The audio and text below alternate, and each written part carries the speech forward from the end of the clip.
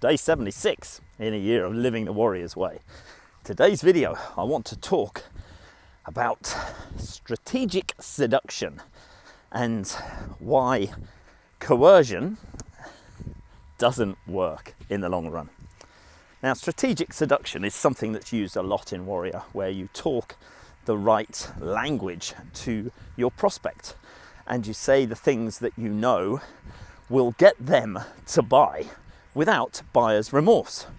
Now, buyer's remorse happens when someone is coerced or controlled or forced by sheer willpower or by very manipulative techniques or clever selling words or phrases, and the person buys whatever that might be. It might be a car, might be a phone, might be a suit, might be a pair of shoes, it might be a sexual encounter.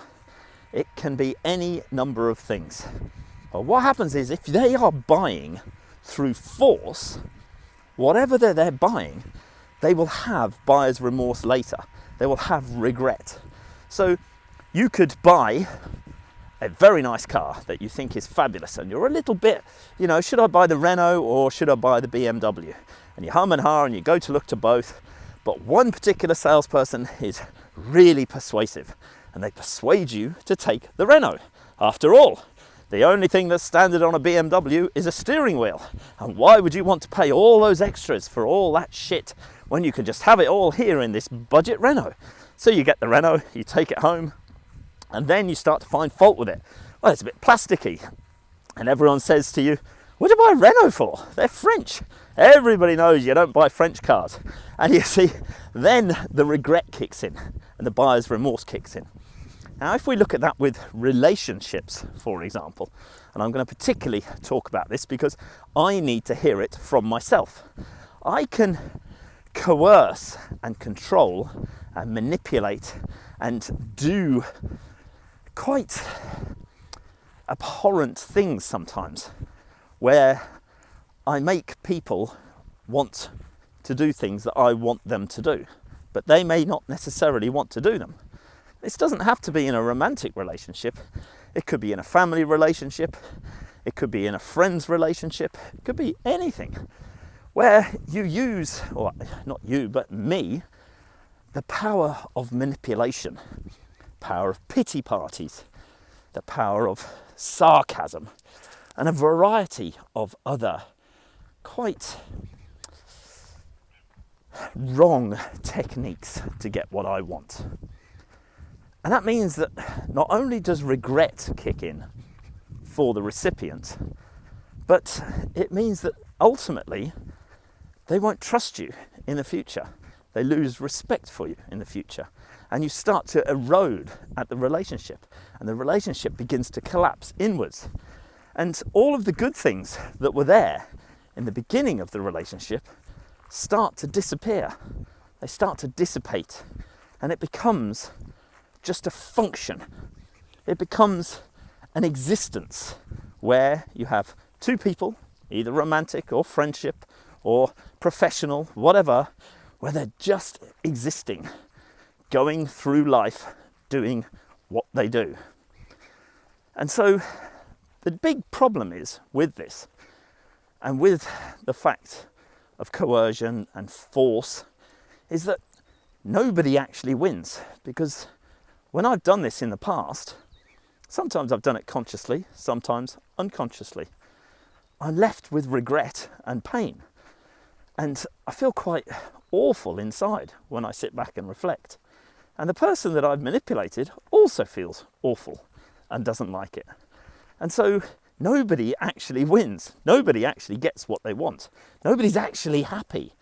This is a very twisted way of exchange of emotion, exchange of thoughts, exchange of feelings, whatever the case may be.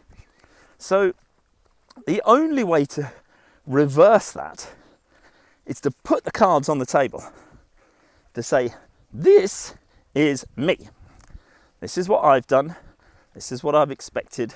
This is what I've manipulated. This is what I've controlled. This is what I've coerced, and I'm sorry. And be truly penitent. Say, I'm sorry, this is why I did it, I don't know why, or I do know why, whatever the case may be, but just to say sorry and really truthfully be very, very sorry. Because what happens then is the person that you've controlled or manipulated will see the truth in your eyes.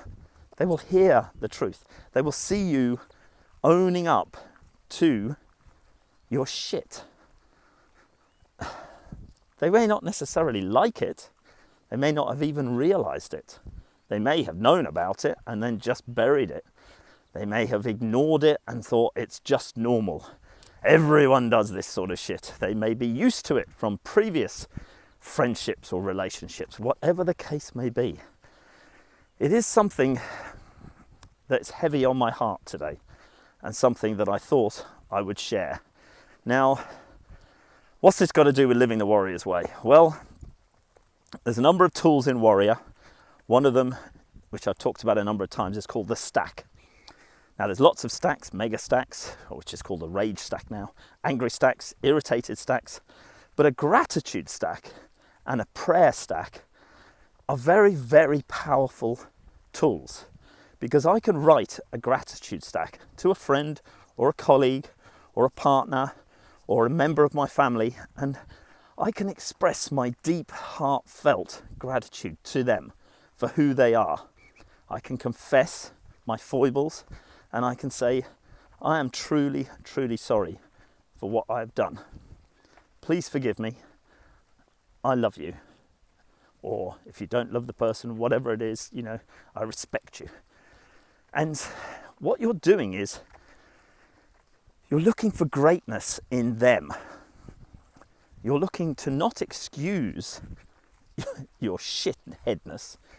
You're looking to admit it, find the greatness in them, applaud that greatness, be grateful for their presence in your life, and establish a different way of communicating, a different level of appreciation. It's only when you can do this that you can start to sew up the damage, fix the damage that may have been done. That's it for today. Let me know in the comments if you've learned anything from this or if it's all a load of bollocks. But have a great day, whatever.